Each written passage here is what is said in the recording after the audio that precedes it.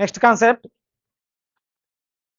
Make or buy decision making.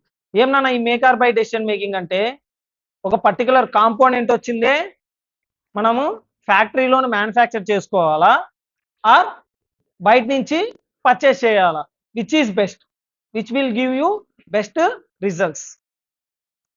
Make or buy is a decision relation to raw material, packing material or components.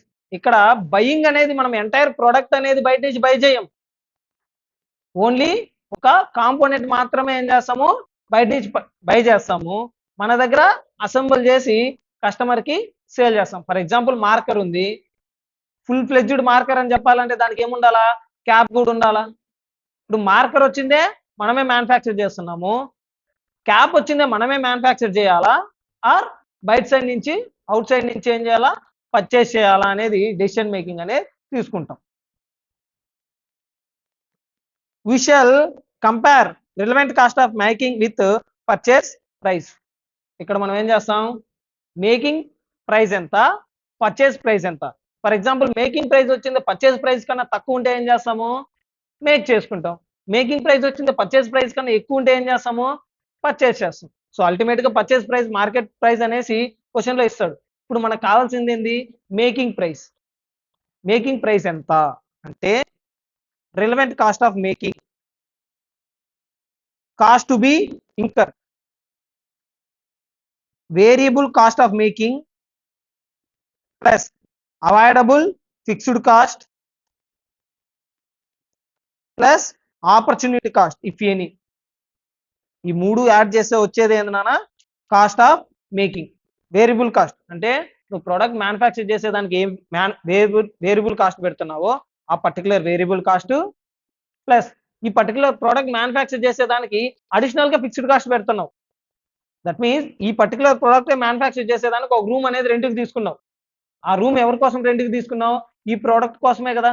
ఈ product manufacture చేయకపోతే నువ్వు ఆ room రెంట్కి తీసుకోవాల్సిన అవసరం లేదు కదా.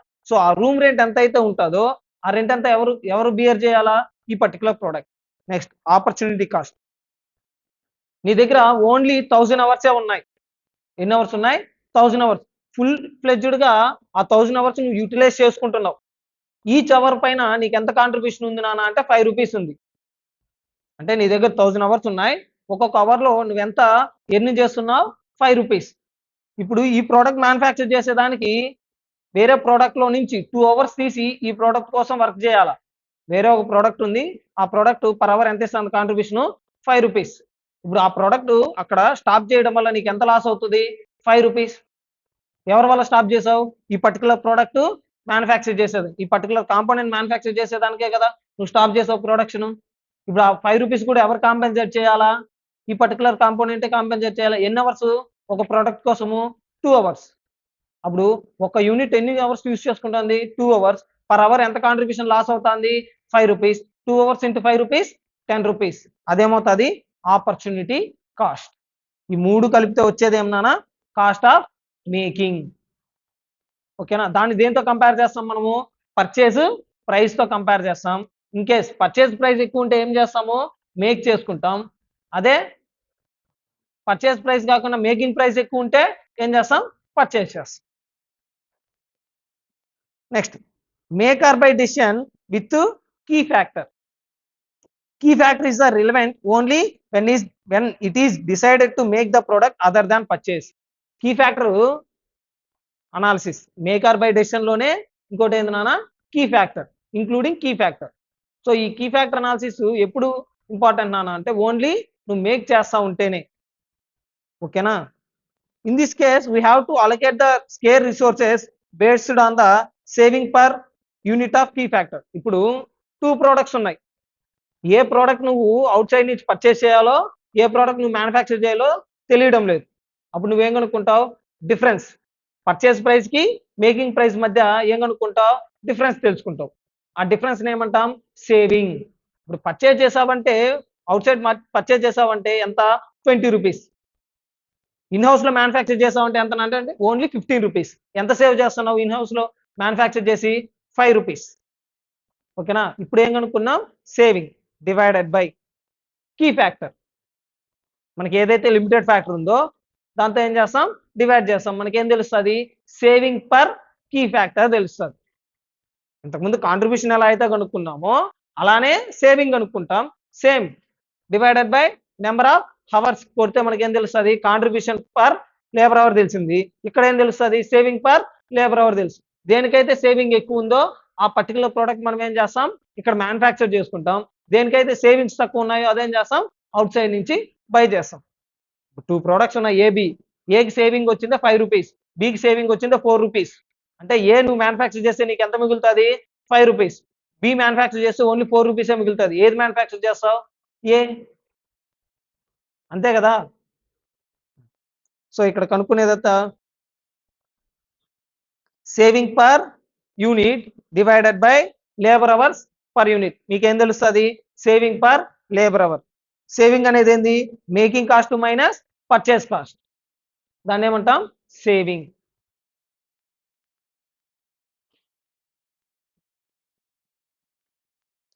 AB Limited produces a variety of products, each having number of component parts. Product X takes 5 hours to produce on mission number 55, which is working at full capacity. Machine number 55 లో ఏ product produce చేస్తున్నాము, X అనే product. Each unit ఎన్ని hours తీసుకుంటుంది, 5 hours. ఇప్పుడు ఏదైతే machine ఉందో ఆ మిషన్ వచ్చిందే ఫుల్ కెపాసిటీకి వర్క్ చేస్తుందంట. అంటే మిషన్ అవర్స్ ఖాళీగా లేవు. X has a selling price of how much, 50, and a marginal cost of 30 per unit. Y5, a component part, could be made on the same mission in 2 hours for a marginal cost of 5 per unit. The supplier price is 13.5 per unit. ఇప్పుడు ఏమంటున్నాడు, Y5 అనే component కూడా అదే machine లో ఏం చేయొచ్చు, manufacture చేయొచ్చు. Variable cost ఎంతంట, so ఎన్ని అవర్స్ తీసుకుంటుందంట, 2 అవర్స్. ఓకేనా. మార్జినల్ కాస్ట్, వేరియబుల్ కాస్ట్ ఎంత పడుతుందంట, 5 రూపీస్. ఫిక్స్డ్ కాస్ట్ ఏమన్నా చెప్పాడా, చెప్పలేదు. ఓకేనా. ఇప్పుడు మనం ఏం కనుక్కోవాలా, Y5 అనే ప్రోడక్ట్ ని మ్యానుఫ్యాక్చర్ చేయడం బెస్టా ఆర్ అవుట్ సైడ్ మార్కెట్ నుంచి పర్చేస్ చేయడం బెస్టా కనుక్కోవాలి. ఫస్ట్ దీనికన్నా ముందు ఏం కనుక్కోవాలా, contribution of X per hour. ఓకేనా. First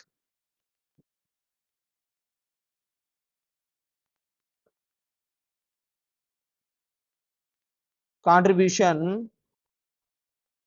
per hour of X. Selling price ఎంత నాన్న, ఎక్స్ ది 50, అవునా. వేరియబుల్ కాస్ట్ ఎంత, 30. కాంట్రిబ్యూషన్ ఎంత, 20. కాంట్రిబ్యూషన్ పర్ మిషన్ అవర్ ఎంత, 20 రూపీస్. ఎన్ని hours, product X takes 5 hours to produce on mission number 55. ఎన్ని hours, 5 hours. So divided by now mission hours is equals to 5. Contribution per mission hour is equals to 4 per hour. అంటే machine 55 లో product X produce చేయడం వల్ల ఒక hour కి నీకు ఎంత contribution వస్తుంది, 4 రూపీస్. అంటే ఒక అవర్ లో ఎంత బెనిఫిట్ ఇస్తాను ప్రోడక్ట్ ఎక్స్, 4 రూపీస్. ఇప్పుడు ప్రోడక్ట్ ఎక్స్ నిలిపేస్తాం అనుకో, ఓకేనా, ఎంత లాస్ అవుతావు నువ్వు పర్ అవర్, 4 రూపీస్. అది ఎవరు కాంపెన్సేట్ చేయాలా, ప్రోడక్ట్ వై. అర్థమైందా. ఇప్పుడు ఎక్స్ అనేది 100% యూటిలైజ్ చేసుకుంటాంది ఏంది, మిషన్ 55 ని. ఇప్పుడు వై ప్రొడ్యూస్ చేయాలనుకో, ఎక్స్ అనేది కాసేపు స్టాప్ చేసి వైని ప్రొడ్యూస్ చేయాలా.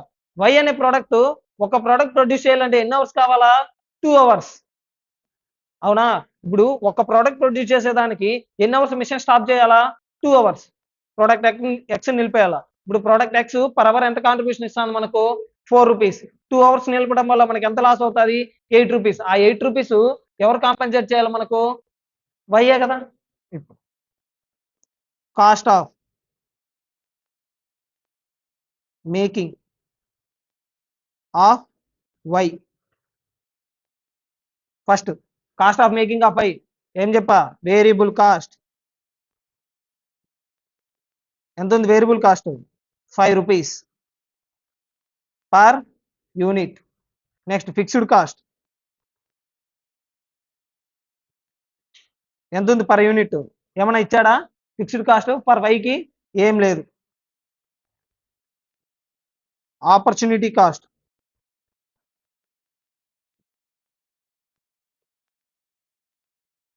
ఎంత? Opportunity cost 2 hours per unit into ఒక్కొక్క యూనిట్కి ఎంత కాంట్రిబ్యూషన్ లాస్ అవుతున్నాం మనము? 4 రూపీస్. టోటల్ ఎంత? 8 rupees. Now cost of making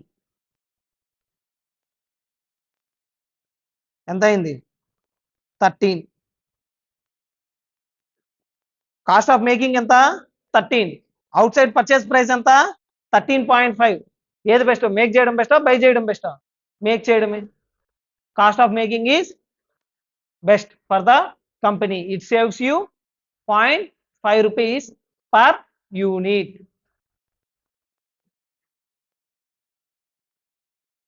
It is best to make the product in-house as it saves 0.5 per unit. అలా వచ్చింది 13.5 minus 13.